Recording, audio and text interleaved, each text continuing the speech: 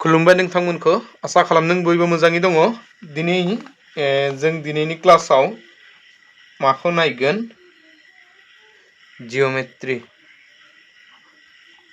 जिअमेट्रिनि माखौ नायगोन? जिअमेट्रिनि नायगोन concept of understanding of different shapes. Concept of understanding of different shapes माने गुबुन गुबुन महरनि सोमोन्दै जों बेयाव नायगोन। गुबुन गुबुन महर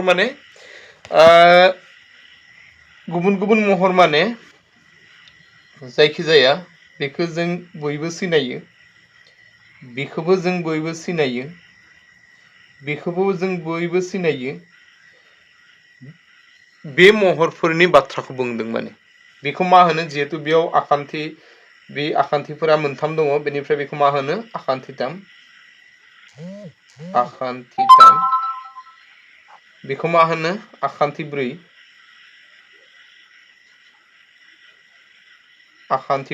आरो बेखौ मा होनो? बेंखन। बिदि जायफ्रा महर दङ बे महरफोरनि सोमोन्दै एग्जामाव फैनो हागोन। दा बिदिबो सोंनो हागोन जे मोनब्रै आखान्थि थानाय आखान्थि बांखौ मा होनो? बेखौ मा होनगोन ओमफ्राय? आखान्थिब्रै। मोनथाम आखान्थि थानाय आखान्थि बांखौ मा होनो? आखान्थिथाम बुङो। बिदि माने सोंनो हागोन। ओमफ्राय बेंखननि सोमोन्दै, आं बेंखननि सोमोन्दै मोनसे बाथ्रा बुंनो नागिरदों। बे जेनेबा बेंखन, आंनि बेंखना बारा मोजां जायाखै, होमबाबो आं बुंदों आरो बेखौ मा होनो? बेखौ होनो बेंखन। ओमफ्राय बे बेंखनाव बे गेजेराव जे मोनसे बिन्दु थायो, बिन्दु माने बेंखनखौ जों मादि बानायो? कम्पासजों लानानै बेखौ बिदि लानानै बेखौ बिदि बानायोना? तो जाय जायगानिफ्राय कम्पासखौ माने लायो बे जायो सेन्टार, माने बेखौ मा होनो? मिरु बिन्दु।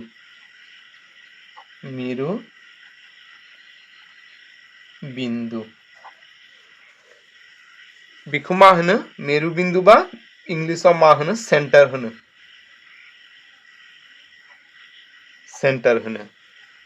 जाबायना? तो बेनि उनाव बे मेरु बिन्दुनिफ्राय बेंखनसिम बोनाय बे हांखोखौ मा होनगोन? बे हांखोखौ बुंगोन खाव हांखो। खाव नङा, सखाव। सखाव होनो। मा होनो बेखौ? सखाव होनो। जाबायना? बेनि उनाव जुदि बेंखननि मेरुनि गेजेरजों मोनसे हांखो बिदि थाङो, बेंखननि बे सारफेसनिफ्राय बे सारफेससिम, बेखौ मा होनो? खाव हांखो होनो। खाव हांखो बुङो। जाबायना? दा आरो जुदि हांखोआ बेंखननि मेरुजों थाङा, माने बेंखननि हांखोआ मोनसे सारफेसनिफ्राय गुबुन मोनसे सारफेसथिं जुदि थाङोबा, बे हांखोखौ मा होनो? बेखौ होनो सिलिं हांखो। मा होनो? सिलिं हांखो बुङो। तो बे बाथ्राफोरा नोंथांमोना मिथिनांगौ, मानोना बेबायदिबो माने कुइसन फैनो हागोन जे बेंखननि बे मोनसे सावगारि होगोन, सावगारिनि बे हांखोखौ मा हांखो बुङो?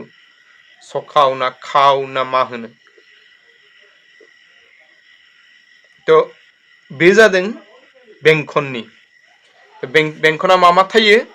मेरु थायो, माने मेरु बिन्दु थायो। बेंखननि मोनसे बिन्दु, मेरुनिफ्राय बेंखनसिम बोनाय बे हांखोखौ मा होनो? सखाव होनो।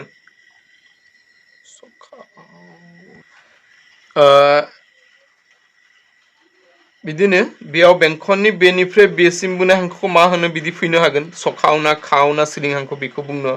माने सोंनो हागोन बिसोरो। तो बेखौ नोंथांमोना मिथिनांगौ।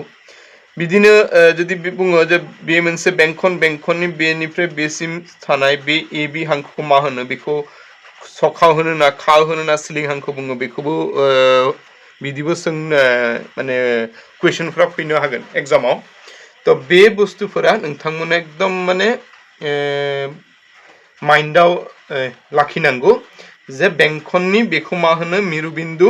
मेरुनिफ्राय बुनाय बे हांखोखौ मा होनो सखाव आरो बे जाय हांखोआ बेंखननि मोनसे सारफेसनिफ्राय गुबुन मोनसे सारफेसथिं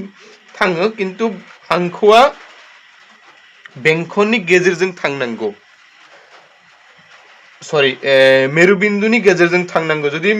मेरुनि गेजेरजों थांनाय हांखोखौ मा होनो बेखौ खाव हांखो बुङो मालाबा बिदिबो सोंनो हागोन जे खाव हांखोखौ सिलिं हांखो बुंनो हागोन ना हाया खाव हांखोखौबो सिलिं हांखो बुंनो हागोन मानोना बे हांखोआबो बेंखननि मोनसे सारफेसनिफ्राय गुबुन मोनसे सारफेसथिं थाङो तो बेनिफ्राय बेखौ मा बुंनो हागोन सिलिं हांखोबो बुंनो हागोन मानोना सिलिं हांखोनि डेफिनेशना मा सिलिं हांखोआ बेंखननि मोनसे सारफेसनिफ्राय गुबुन मोनसे सारफेसथिं थाङो बे सिलिं हांखो नाथाय सिलिं हांखोखौ मालाबाबो जों मिरु बिन्दु खाव हांखो बुंनो हाया मानो हाया खाव हांखोनि धोरोमा मा खाव हांखोआ बेंखननि मोनसे बिन्दुनि मोनसे सारफेसनिफ्राय गुबुन मोनसे सारफेसथिं थाङो आरो बेनि मेन बाथ्राया जादों बे हांखोआ बेंखननि मेरुजों थांनांगौ माने बे मेरु बिन्दुनि गेजेरजों थाङो माने खावा सिलिं हांखोआ मेरुनि गेजेरजों थाङाबाबो बेखौ सिलिं हांखो होनो जाय खाव हांखोखौबो जों सिलिं हांखो बुंनो हागोन नाथाय सिलिं हांखोखौ मालाबाबो जों खाव हांखो बुंनो हाया बे बाथ्राखौ नोंथांमोना एकदम गोसोआव लाखिनांगौ दा बे जादों बेंखननि सिलिं हांखो सखाव खाव ओमफ्राय मेरुबिन्दु आरो मा थायो बेंखननि जुदि बे जेनेबा बेंखन आं बेलेग मोनसे बेंखनखौ लानो नागिरदों आं बे बेंखनखौ लादों बे बेंखनखौ लादों आंनि बेंखना बारा मोजां जायाखै नोंथांमोना जास्ट बुजिनो थाखाय आं बेखौ आखिदों आरो तो जों बेनिफ्राय मा मिथिबाय बेखौ मा होनो सखाव होनो बेखौ मा होनो खाव होनो बेखौ मा होनो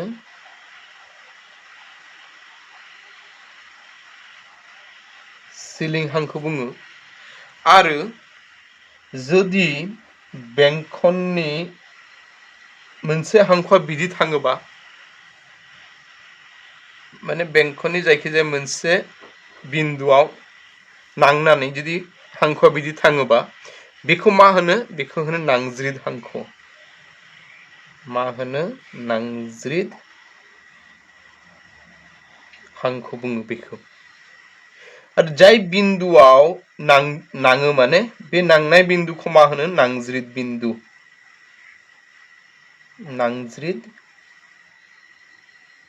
बिन्दु होनो बेखौ बे हांखोखौ नांज्रिद हांखो बुङो आरो जाय बिन्दु माने बिन्दुआव टाच जायो बे बिन्दुखौ मा होनो नांज्रिद बिन्दु होनो बेखौ मा होनो मेरु बिन्दु होनो बेखौ नांज्रिद बिन्दु होनो दा बेयाव आरो मोनसे बाथ्रा दङ बेंखननि बे जेनेबा बेंखननि बे नांज्रिद हांखो बे मेरु बे जादों मेरुखौ ओजों लिरो बेखौ ए आरो बि लादों जेनेबा बे नांज्रिद बिन्दुखौ आं पि लादों बे नांज्रिद बिन्दु आरो मेरुखौ जों जुदि जइन खालामोबा बे हांखोखौ मा होनो बेखौ होनो सखाव बेखौ मिथियो जों नंगौना बेखौ मा होनो सखाव होनो दा बाथ्राया जादों जुदि सखाव आरो नांज्रिद हांखोआ जाय बिन्दुआव नाङो बेयाव सोमजिनाय बे खनाफोरा मा जायो 90 डिग्री जायो बेसेबां जायो 90 डिग्री जायो नांज्रिद बिन्दु आरो सखाव नांनाय बे माने बेयाव सोमजिनाय खनाफोराव बेसेबां खना जायो बे 90 डिग्री जायो आरो बे हांखोआ बे हांखोनि सायाव थुंगुर जायो माने ओपी आ एबी नि सायाव मा जायो थुंगुर जायो माने बेयाव मा जायो ओपीबी एंगल ओपीबी नि माना बेसेबां 90 डिग्री आरो बेयाव एंगल ओपीए नि माना बेसेबां जायो 90 डिग्री जायो 90 डिग्री को मा होनो नोंथांमोना मिथिया ना मिथिया 90 डिग्री को मा होनो खनाथि खना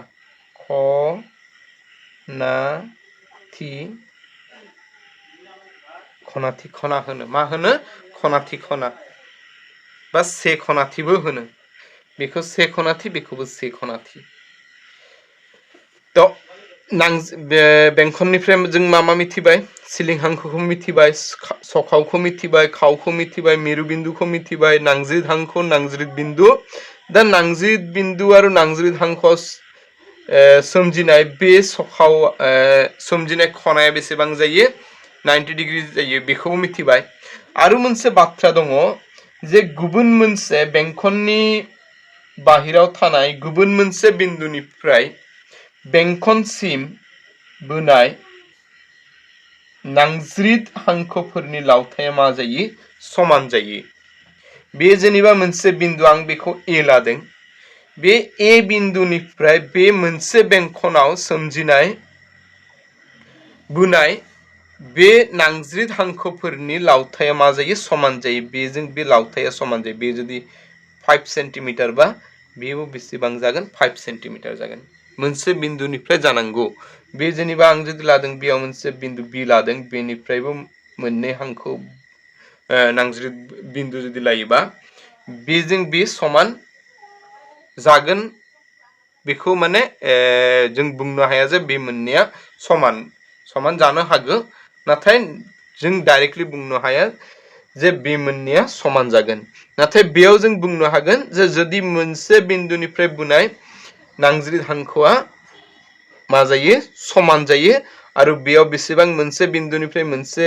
बेंखनाव मैक्सिमाम बेसेबां मोननै हांखो बुंनो हायो नांज्रिद हांखो बेसेबां बांसिन माने मैक्सिमाम 2 नि बारा जाया मोनसे जागोन खम जागोन मोनसे जागोन नाथाय बांसिन बेसेबां मैक्सिमाम बेसेबां मोननै हांखोजों बुंनो हायो माने बुंनो हायो तो बे जादों नांज्रिद हांखोनि धोरोमफोरा तो बिदि बेंखननि धोरोमफोरखौ जों मिथिनांगौ बेंखननि जुदि धोरोमफोरा मिथियोबा माने बेंखननि सोमोन्दै जायफोरा कुइसन फैगोन नोंथांमोना थाब खालामनो हागोन दा जों नायगोन नेक्स्टआव मा दङ बेनि आखान्थिथामखौथ' जों मिथिबाय आखान्थिथामखौ नायगोन आखान्थिथामनि मा थायो दा जों आखान्थिथामखौ नायगोन आखान्थिथामाव बे जायखिजाया मोनसे आखान्थिथाम ओके आं बेखौ मुं होदों एबिसि तो बे आखान्थिथामनि बेखौ जेनेबा बे गाहायाव थानायखौ मा होनो हासा होनो हासा माने बेस जाबाय ना दा बे हासानिफ्राय बेंखननि आखान्थिथामनि बे थिखनि बिन्दुसिम बोनाय जुदि बेयाव बेनि खनाया 90 डिग्री जायोबा बे 90 डिग्री जागोन बा बेबो मा जागोन 90 डिग्री जागोन ओमफ्राय बेखौ मा होनगोन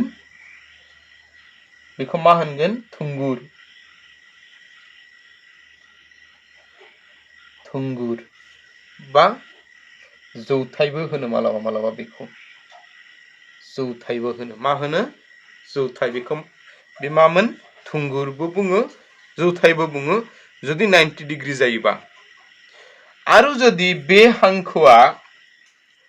बे गाहायनि हांखो माने बेसखौ माने हासाखौ जुदि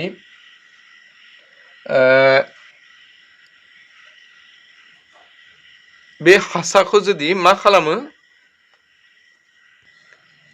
बे हांखोआ जुदि बे हासाखौ समानै दानजायो माने बे जेनेबा 10 सेन्टिमिटारमोन 10 सेन्टिमिटारमोन बेखौ जुदि समानै दानो बे जेनेबा 5 सेन्टिमिटार बेबो 5 सेन्टिमिटार माने बे बिन्दुआ गेजेर बिन्दु जुदि जायोबा बेखौ मा होनगोन गेजेरमा होनगोन बेखौ मा होनगोन गेजेरमा बुंनो हागोन जुदि बे बिन्दुआ गेजेर बिन्दु जायोबासो बेखौ गेजेरमा बुंनो हागोन आरो जुदि बेयाव सोमजिनाय खना 90 डिग्री जायोबा बेखौ थोंगोरबो बुंनो हागोन तो मोनसे बेंखनाव बांसिन बेसेबां थुंगुर बुंनो हागोन बेसेबां मोनथाम बेखौ नोंथांमोना मिथिनांगौ बेसेबां मोनथाम जायो आरो गेजेराव बेसेबां बांसिन मोनथाम जायो माने बेनिफ्राय मोनसे मोनथाम बुंनो हायो तो बेखौ नोंथांमोना मिथिनांगौ एग्जामाव फैनो हागोन तो बिदिनो आखान्थिथामनि सायाव जों मिथिबाय दा जों नायगोन आखान्थि ब्रैनि बे मामोन आखान्थि ब्रैयाव मा थायो मोनब्रै हांखो थायो जों मिथियो बेफोरखौ मा होनो आखान्थि बुङो मोनब्रै हांखो थायो बेफोरखौ मा होनो खना होनो मिथियोना बेखौ नोंथांमोना बेफोरखौ खना होनो आरो बाथ्राया जादों जुदि आखान्थिथामनि बे हांखोफोरा गासैबो जुदि समान जायोबा माने बे 5 सेन्टिमिटार बेबो 5 सेन्टिमिटार बेबो 5 सेन्टिमिटार बेबो 5 सेन्टिमिटार जुदि गासैबो समान जायोबा बेखौ मा होनो बर्ग जाबाय आरो जुदि आखान्थिथामनि जेनेबा फर एग्जांपल आं गुबुन मोनसे बिदिन्थि लादों बे जेनेबा 5 सेन्टिमिटार बेबो 5 बे जेनेबा 2 सेन्टिमिटार बेबो 2 सेन्टिमिटार जाबाय ना बेजों बे समान बिदि जुदि समान जायोबा बेखौ मा होनो आयत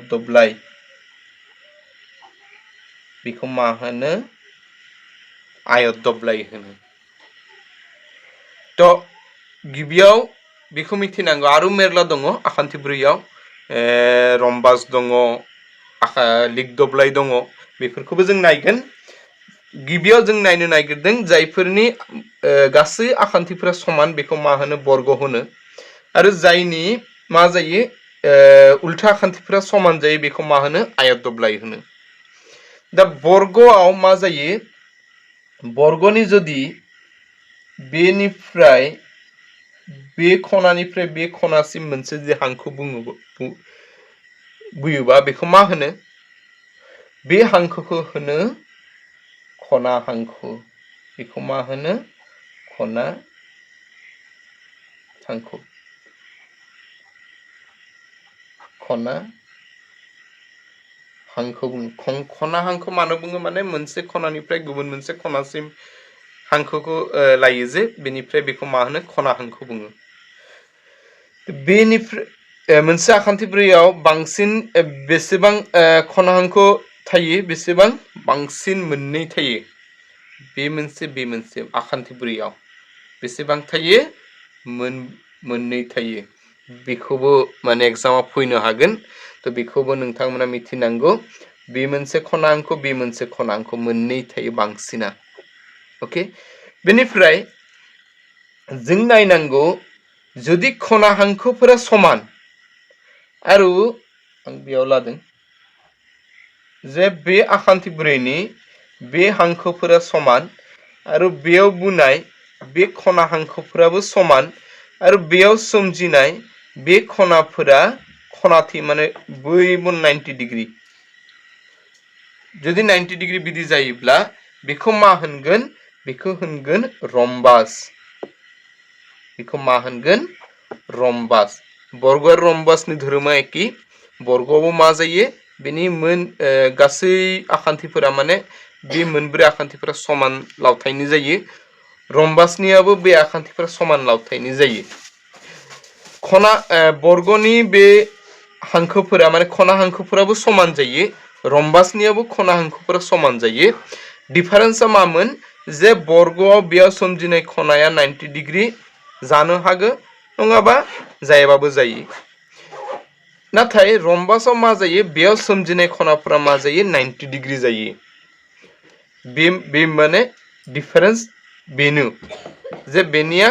बेयाव सोमजिनाय खनाफोरा 90 डिग्री आरो बर्गआव बेयाव सोमजिनाय खनाफोरा 90 डिग्री जानो हागोन बा जायाबाबो बे बर्ग जागोन तो बे जादों बर्ग आरो रम्बासनि गेजेराव डिफारेन्सआ दा जों नायगोन जुदि आयत दब्लाय मोनसे आरो मोनसेखौ लायो आं बेखौ लादों आयत दब्लाय आरो मोनसेखौ बेनि उल्था आखान्थिफोरा समान बेनि जेनेबा 4 सेन्टिमिटार बेबो 4 बेबो 2 बेबो 2 सेन्टिमिटार जाबाय ना दा बेयावबो एखे बेखौ मा होनगोन होनबा खना हांखो बेखौबो खना हांखो बेयावबो खना हांखो थायो आयत दब्लायावबो ओमफ्राय बाथ्राया जादों आयत दब्लायनि बे इसिं खनाफोरा बेयाव सोमजिनाय बे खनाफोरा मा जायो 90 डिग्री जायो बयबो 90 डिग्री जायो बेसेबां जायो 90 डिग्री जायो बर्गआवबो एखे बेयाव सोमजिनाय इसिं खनाफोराबो 90 डिग्री जायो तो बे खनाफोरा 90 डिग्री जायो जुदि बेयाव बे आयत दब्लायाव बे खनानि माना जेनेबा आं लादों आरो जायखिजाया बे 80 डिग्री बेबो 80 डिग्री बे जेनेबा 100 डिग्री बे जेनेबा 100 डिग्री माने बेयाव सोमजिनाय बे इसिं खनाफोरा एखे नङा बेयाव 80 डिग्री बेयावबो 80 डिग्री बेयाव 100 डिग्री बेयाव 100 डिग्री माने बेनि जुदि उल्था आखान्थि नङा खना बेनि जुदि उल्था खनाफोरा समान जायोब्ला बेखौ मा होनगोन लिग दब्लाय बुंनो हागोन लिग दब्लाय बुंनो हायो लिग दब्लाय मानो बुङो मानोना बे हांखोफोरा लिग जायो माने बेनि उल्था आखान्थिफोरा लिग जायो आयत दब्लायनि जुदि उल्था आखान्थिफोरा लिग जायोबा आयत दब्लायनि ओरैबो बे आखान्थिफोरा लिग बे लिग दब्लायनियावबो बे आखान्थिफोरा लिग जायो उल्था बेजों बे लिग जायो बेजों बे लिग जायो आरो खना हांखोफोराबो समान जायो आयत दब्लायनिबो खना हांखोफोरा समान जायो डिफारेन्सआ मामोन जे आयत दब्लायनि बे इसिं खनाफोरा 90 डिग्री नाथाय लिग दब्लायनि इसिं खनाफोरा 90 डिग्री नंगौबाबो आयत दब्लाय नङाबाबो नंगौबा आयत दब्लाय आरो बेयावबो नंगौबाबो लिग दब्लाय नङाबाबो लिग दब्लाय जागोन नाथाय लिग दब्लायाव कन्डिशना मा लिग दब्लायनि उल्था खनाफोरा समान जानांगौ बेयाव जुदि 90 थायो बेबो 90 बेबो 90 बेबो 90 जानांगौ बेयाव जुदि 70 थायो बेबो 70 जानांगौ बे जुदि 70 बेबो 70 जानांगौ माने उल्था खनाफोरा मा जानांगौ समान जानांगौ जुदि उल्था खनाफोरा समान जायाबा बेखौ जों लिग दब्लाय बुंनो हाया उल्था आखान्थिफोरा समान जायोबाबो जुदि बेनि उल्था खनाफोरा समान नङाबा बेखौ जों मा बुंनो हाया लिग दब्लाय बुंनो हाया दा बर्गजों रम्बासा धोरोमफोरा एखे आयत दब्लायजों लिग दब्लायनिबो धोरोमफोरा एखे जास्ट बेयाव डिफारेन्सआ मामोन जे आयत दब्लायनि इसिं खनाफोरा 90 डिग्री जायो आरो लिग दब्लायनि इसिं खनाफोरा 90 डिग्री माने जानो हागौ आरो जायाबाबो बे लिग दब्लाय जागोन जास्ट बेयाव कन्डिशना मामोन बेनि उल्था खनाफोरा समान जानांगौ जुदि बे 100 जायोबा बेबो 100 जानांगौ 80 जायोबा 80 जानांगौ बेनि थाखाय आयत लिग दब्लाया माने मैक्सिमाम बिदि जायो माने बेनो जिहेतु बे इसिं खनाफोरा समान जाया बेनिफ्राय बे बिदि जायो माने तो आखान्थि ब्रैनि सोमोन्दै आं बेयाव बुंदों नोंथांमोनखौ जे आखान्थि ब्रैयाव बेसिकलि मा थायो बर्ग थायो रम्बास थायो आयत दब्लाय थायो लिग दब्लाय थायो आरो सिलाबो जायो आखान्थि ब्रैयाव ओमफ्राय आरो मा दङ आरो मिथिया आरो मा दङ जायखिजाया बेखौ आं दिनै बुंदों नेक्स्ट हांखो खोन्दो खना बेफोरखौ जों नायगोन दिनै जिहेतु जों बेंखनखौ नायदोंमोन आखान्थि ब्रै आरो आखान्थि थामनि सोमोन्दै जायफोरा दंमोन आं बुंदों आरो जुदि एग्जामाव बेनि सोमोन्दै आरो मा फैदों नेक्स्ट क्लासाव जों सावरायगोन आसा खालामदों बयबो एसे बुजिदों एसे मदद जादों साननानै आं क्लासखौ लागासिनो आरो मिथिया नोंथांमोननिया मदद जादोंना जायाखै जुदि जादोंबा नोंथांमोननिया सानदों जुदि आंनि माने भिडिअआव नोंथांमोनखौ एसे मदद खालामदोंबा नोंथांमोना आंनि भिडिअफोरखौ शेयार खालामनो हायो नोंथांमोननि फेसबुकाव होमबा नोंथांमोननि लोगोजों जायफोरा टेट एग्जामनि थाखाय माबा खालामदों बेफोरजों शेयार खालामदो जाहाथे एसे माने भिउसफोरा एसे माबा जायो मानोना भिउजा जुदि जायाबा माने आं मा जाया माने मटिभेशनखौ मोना तो भिउज एसे मोनोबा माने गावखौबो माने माने मोजां नांगौ जे आंनि माने खस्थ'आव माने एसे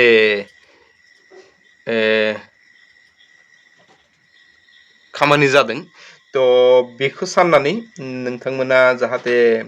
शेयार खालामो गावनि लोगोफोरजों गावनि फ्रेन्डजों रिलेटिभजों जायफोरा टेटनि थाखाय फरायदों न'आव आरो नेक्स्ट क्लासाव आं सानदों आरो एप्रिलनि बिहुनि उनाव माने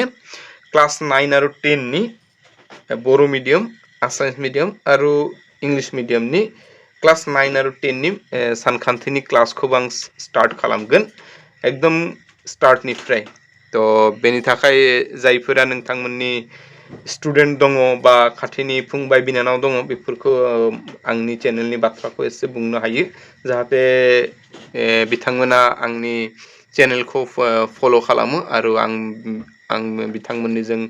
जाहाथे क्लासखौ लानो हायो गोजोन्थों।